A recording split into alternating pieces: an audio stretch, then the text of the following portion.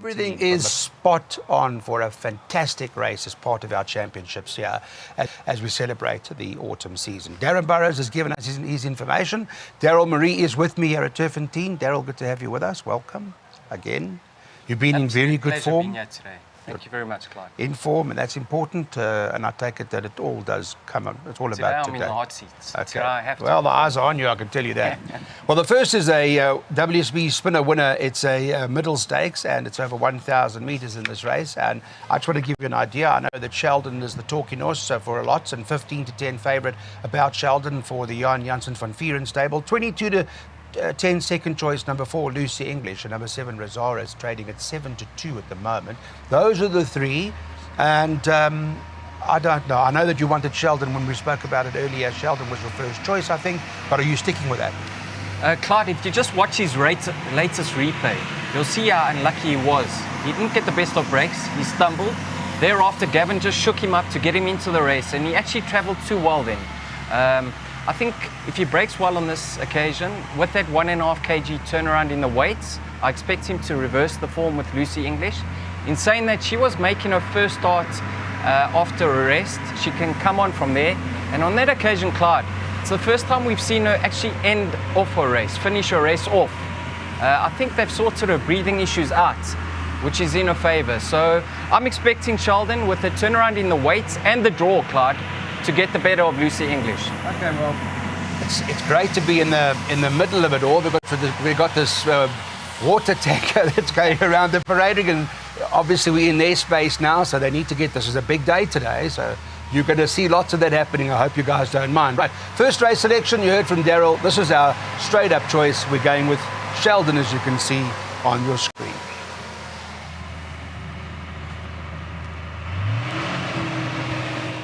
Right, back with us. Welcome on to race number 2. Now let's have a look at the second race on the card here at Turffontein Racecourse and take you through it. I've got Daryl Marie with me, and we're talking about the Citizen maiden juvenile plate over 1160 metres. The way the market's going at the moment this morning at around 9:10. Number 2, Lucky Lad, a first-timer, 18 to 10 favourite for Sean Tarry.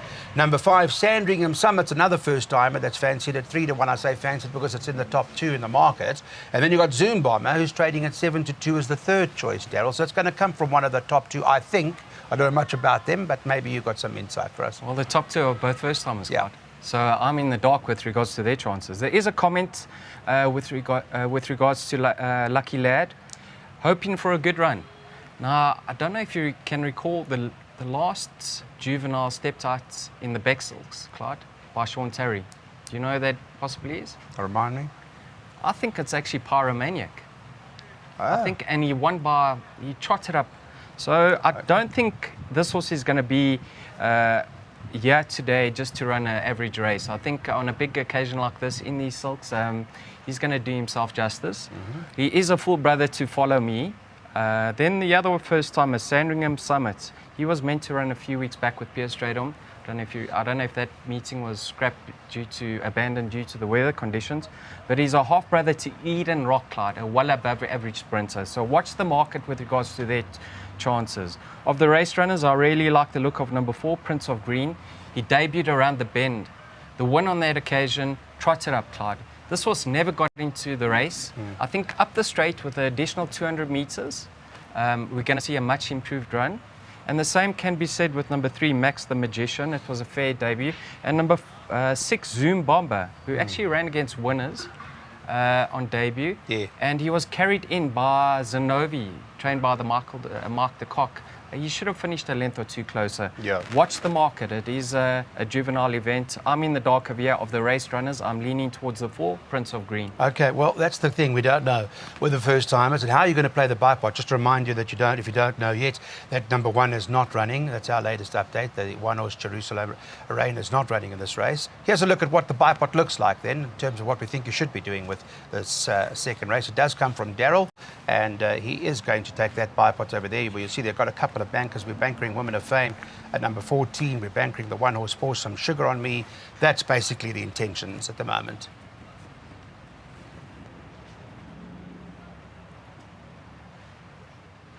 Back with us for the third race. Thank you. Welcome back. And the running of the third. This is now start of the place accumulator. So we'll get that on. It's the WSB spin with the best maiden juvenile plate. It's run over 1160 metres in this event. At this point in time, there are 14 of them that are all going to go to the gate. And Woman of Fame, number 14, for those who are watching earlier, you'll know that Daryl's banked that in the bipod. 13 to 10 favourite. Does look like it's going to take a bit of beating. We would have thought in this liner. Yeah, I'm relying a bit on my eye with regards to this race. I watched her move down to the start on debut. She's a lovely filly.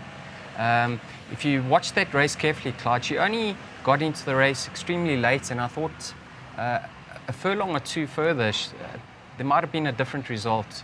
I think she's got the best form by far coming into this event. Like I say, she's going to love the extra. And we've seen what Sean Terry's done with his juveniles this season, Clyde. Last weekend, he won both the Ruffian and the Stormbird. Yes. With juveniles. She's got a lot of scope for improvement. So I'm going to bank her in the bipod. I'm happy doing that. Excuse me, Clyde, with regards to the other race runners, I don't know what to say. Miss Shivey, she certainly wasn't disgraced on debut. I've got concerns over that form line, though. I don't think it was the strongest of lineups. If you fancy her chances, number 12, Sivolochi, was only a length or two behind her. She's got scope for natural improvement. And with regards to the first-timers, watch the betting for number 2, Crimson Cloud. I think there has been some support for it. Well, it's 4 to 1 at the moment, second choice. So, in fact, the way it's looking at the moment is that Woman of Fame is favourite at 13 to 10, and we think it's going to be the right horse in the race. So having said that, there are 3 first-timers priced up as second, third, and fourth favourites. So Crimson Cloud for Tony Peter, Red Hot Rose for Mike de Kock, and then you've got Stormy Choice for David Nevenathan. So watch the market here. Here's our recommended place accumulator. Now let's get on to that, and we'll put those numbers up for you onto the screen. The third, and we're starting as bankering the 14 horse Woman of Fame. We pour some sugar at me. We're going to depend on that as well in the next leg of the PA, and that's what we advise you to spend. Of course, you can spend whatever you can afford.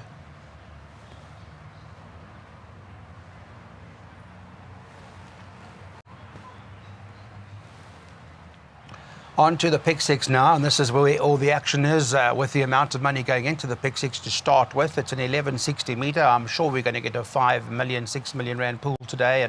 And in this race, there are 13 of them that go to the gate, and Pour Some Sugar on Me does appear to be the right horse in the race and currently priced up as favourite.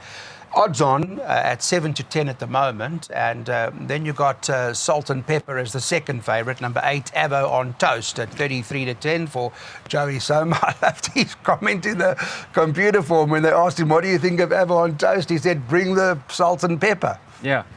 So what does that mean? I think he's going to spice it up, is what I think it means. I say there's no confidence from that comment.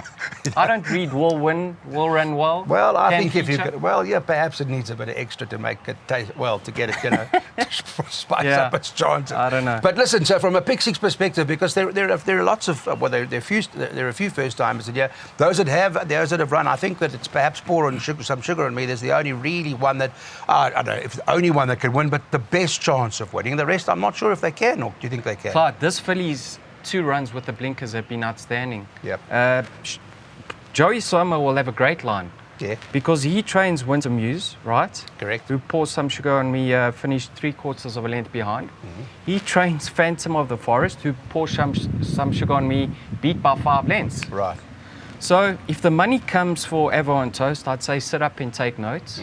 On breeding, she's extremely well related, Clyde. She's a half-sister to Red Saxon, but the dam stayed all day.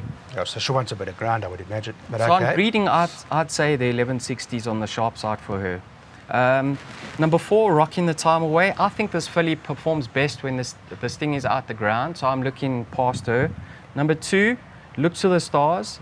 She improved after the rest with a tongue tie fitted for the first time, Clyde, but I'm not convinced that with that form line, barring the winner. Garden, that came from there. Yeah, barring the winner, I've got my doubts, but she is my second pick. And then number 3, Happy Vibes. I didn't like the way she moved to the start last time out.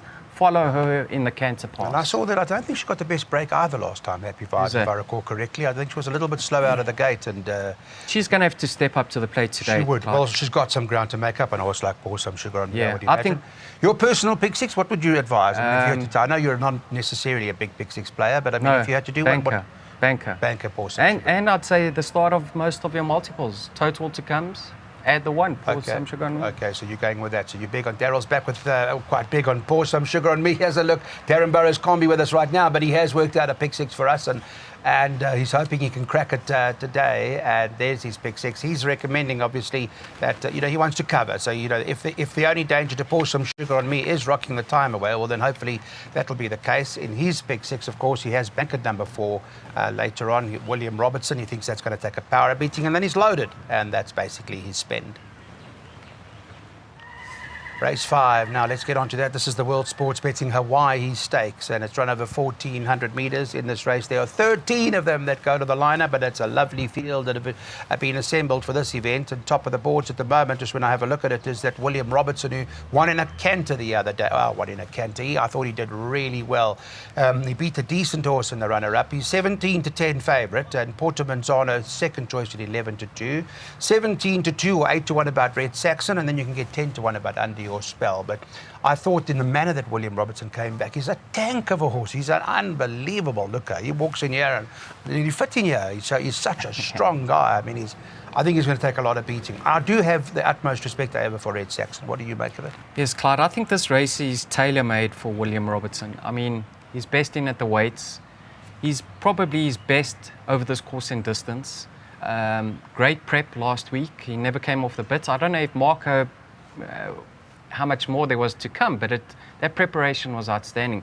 And I think more importantly, Clyde, he moved to the start beautifully.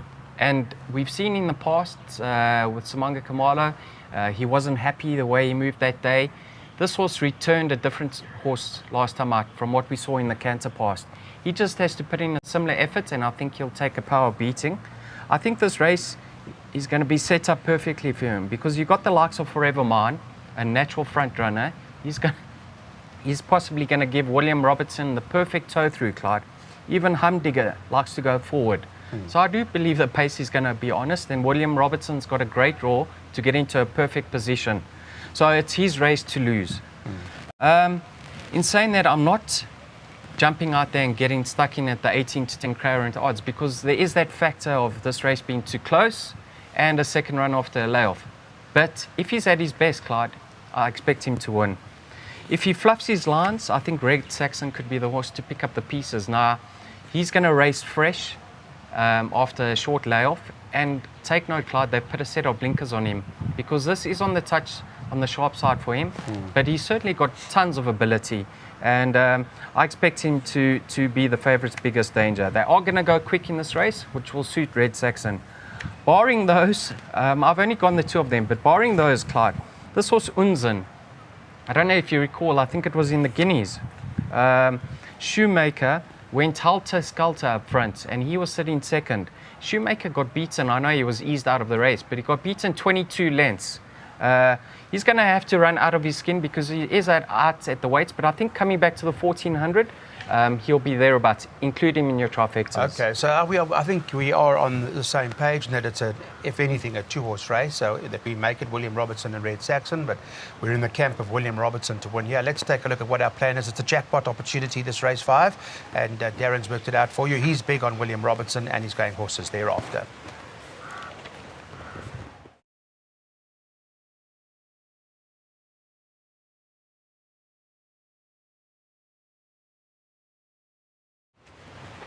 Welcome back, everybody. It's time now for the Wilgeborgsdrift SA Fillies Classic, and this Group 1 over 1,800 metres, and once again it tracks a really smart field. Unfortunately, number 7 Pomazelis has been taken out. It's not running, which will leave you with 11 runners, and a look at the market will indicate here the favourite right now is number 2 Feather Boa, top of the boards at 14-10. Number 1 Lady of Power is looking to move in to win her second leg. She's at 9-2 now with the Aussie stable and change of ownership, etc. Some of the guys stayed in there. I think there may be new potters, I'm not exactly sure, but second choice 9-2, and then you've got none other number 6 on the card who's trading at 13-2. The next one is Bless My Stars, is trading 8s, and then you can get 10-1 about Rennie. And 12s and better bar those. What do you make of this? Clyde, I'd like to know your opinion, just based on the Guineas. How do you see the outcome, like on the finishing efforts? Yeah, I saw 2 horses, Daryl. I saw Feather Boa. I thought she was and Richard's on her again, and I think she's going to run another very honest race, and he knows her better and better. And I thought that Bless My Stars was unlucky because she got squeezed out at a very crucial stage of the race. So I think she's definitely a factor here. Claude, those are the exact two I'm taking out of that race. Feather Boa, she hadn't had a prep going into the race, whereas Lady of Power had that run at the Vaal. Coupled with the fact that we saw her finishing effort, she was closing in hand over fist. So one has to believe that she's going to reverse that form. But it's not, this is just based on what we saw. I mean, it's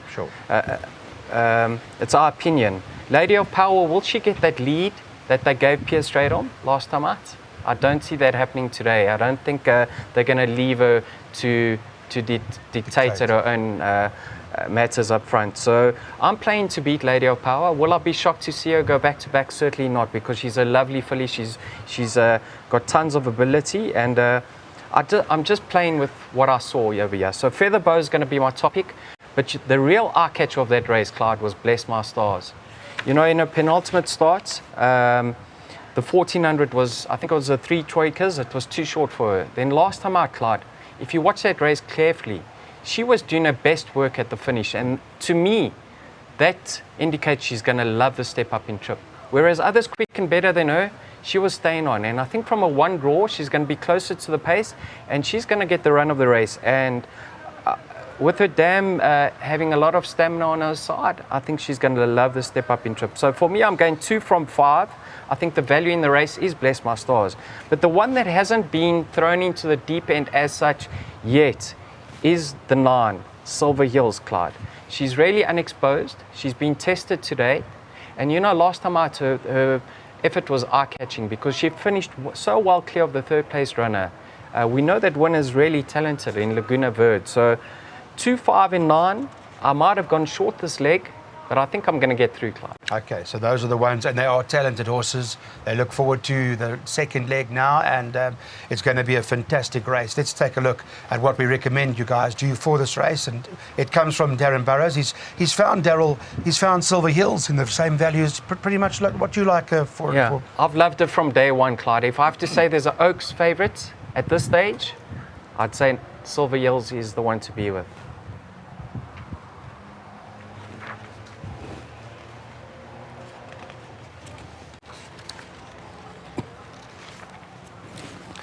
Welcome back to the World Sports Betting SA Classic. Now this Group 1 has run over 1,800 metres. The field, and a strong field it is, 2 of 16 of them are going to line up in this race. From a market perspective, I can tell you top of the boards, trading 11-2 the field. The first leg winner, Eye of the Prophet. He's joint with number 4, Royal Victory, at 11-2. 6-1 about number 7, Billy Bowlegs, trading at 6-1. 7-1 the 3, East Coast. And then you've got number 1, Shoemaker, who's at 8-1 with Anfield's Rockets, trading at 8-1. They are betting 11 and 12-1 and better about the others. Another very exciting race. Competitive horses. I'm not sure which one, to be honest. I'm going to ask you the same question. I don't know. I can't give the answer because I watched it time and time again, and I don't know the answer to that question. Well, I think we can all agree that the finisher in that race was the 8, Electric Gold. He's a lovely horse, Clyde. From day one, he's always had substance about him. He's always looked like a horse, a barrel of horse that's going to train on. And just last time out, I was really impressed in the manner in which he was finishing his race off. So I think with a little bit of luck in running, he could possibly reverse the form with Royal Victory and Eye of the Prophet. But in saying that, he's got 3.5 lengths to make up. That's quite some distance. Yeah. I think Clyde, the horse that I think most people are looking past, just strictly on his last run, his East Coast, I think that he ran well below par. And if you're willing to put a line through that run, I mean, he's run in the Dingans and the Victory Moon, both outstanding. Good runs. Yeah, you got Keegan de Mello, Keegan de Mello, for Michael de Kock, drawn 1. We're going to see a much improved effort. So he's been saying this is his Derby horse, right? I mean, he hasn't. Derby horse, yeah.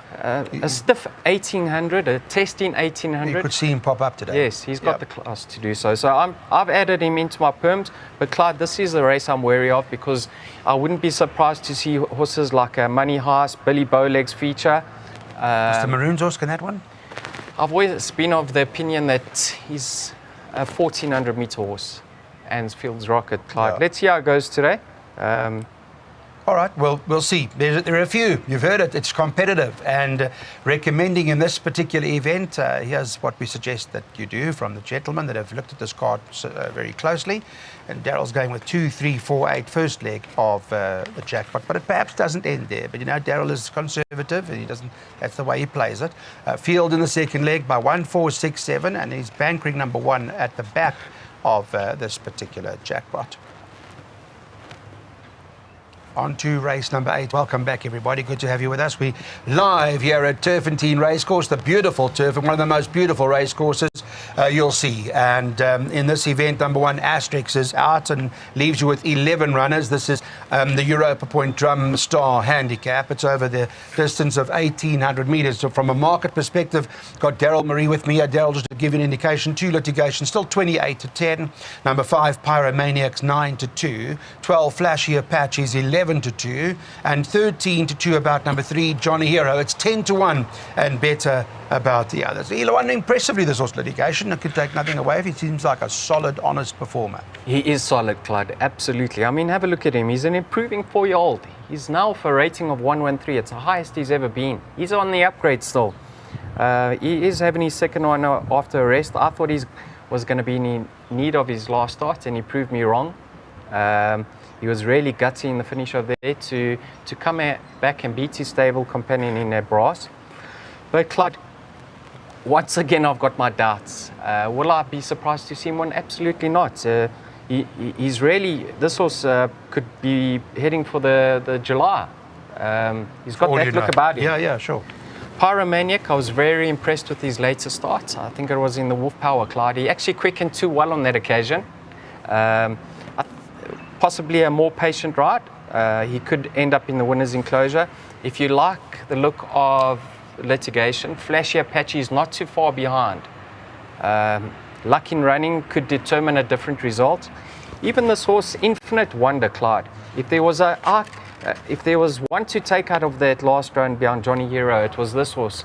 I'm just really disappointed to see him under sufferance. He is 2.5 kilograms under sufferance, but from what I saw in his comeback run, if it's not too soon for him, Clyde, this is the upset material in the race. And you know that we've seen those silks turn the corner over the last 2 weeks. He's got no weight to shoulder. Watch out for a cracker from number 11, Infinite Wonder. What price is that now that you're talking about him? I don't think we can find it. Where is it? It's for 412, 14 to 1. Pyromaniac, I think it's Richard Free for the very first time. I'm not sure that Richard's ridden this horse. No, he has. Has he? Yeah. I beg your pardon, did he? Okay, I never saw that. Okay, so, but he is in the saddle. He did ride him, I see, to MK's Pride, that's right, in April of 2022, but he hasn't been on him for a long, or hasn't been on Pyromaniac for a while. But let's take a look at what the suggestion is. We've got 3 races to go now, races 8, 9, and 10. Darren Burrows has worked out a pick 3 for us. He's depending, as I'm sure a lot of you will be, on Jet Dynasty in the 10th race.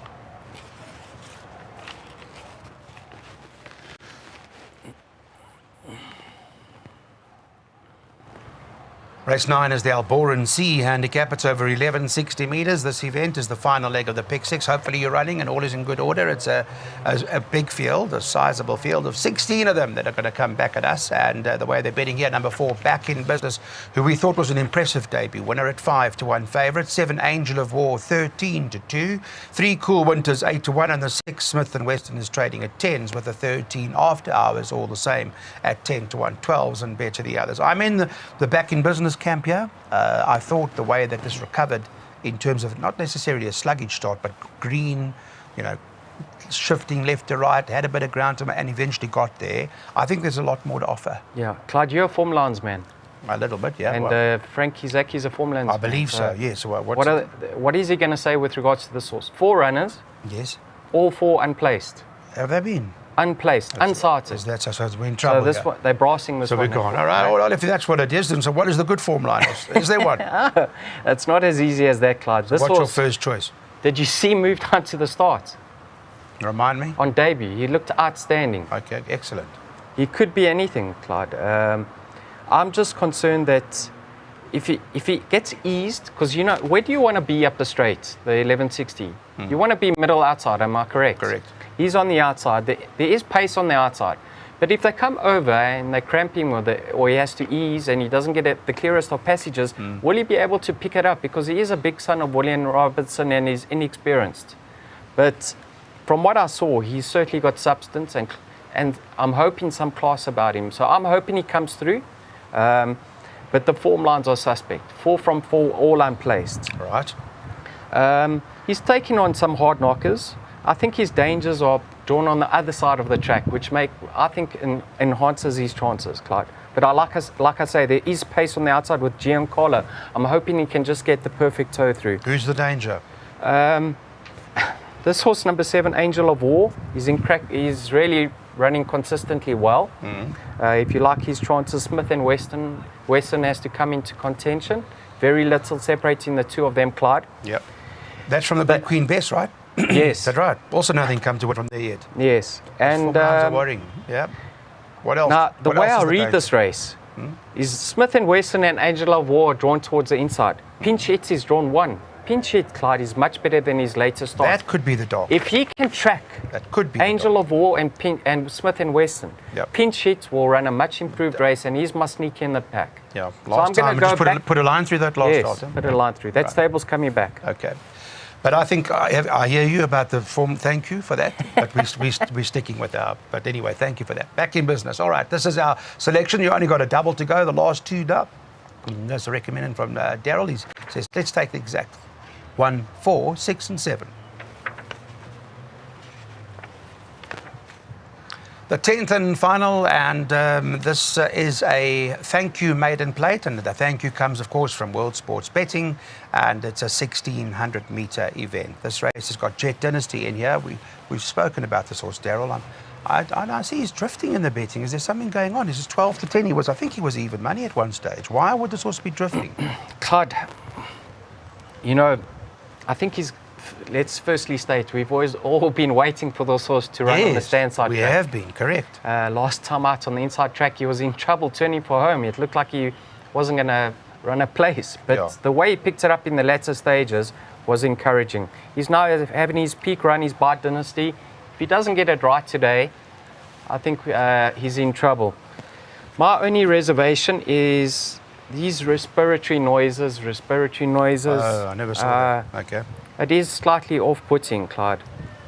That's my only reservation. Have a look at number 9 of here, Le Fort Beyond. He contested the same race. I watched that replay. He actually didn't finish. Have a look at the finishing efforts. 3 lengths between them. 23.7 over the last 400. Le Fort Beyond, 23.8. Okay. So I'm saying That was maybe inside those track, want to back Le Fort Beyond for a place instead of backing the winner. I mean, the one for a win. I'm not too sure what's more value. Well, you can get 3.5 to 1 about Le Fort Beyond number 9 at the moment, a place. Yeah, Okay. and he's lightly raced. He only had his second start last time out, and the way he was finishing, he should also appreciate the mile and the stand-side track. So I expect Fort Dynasty to win, Clyde. Jet Tennessee up. I think we're going to see a different horse today on the stand-side track. Mo the Man, form line's weak, very weak. 4 Yep. from 4 unplaced. But he's lightly raced and he's now been stepped up to the mile. Clyde, Fort Dynasty, I think he's his own worst enemy, and if he's breathing well today, Yep.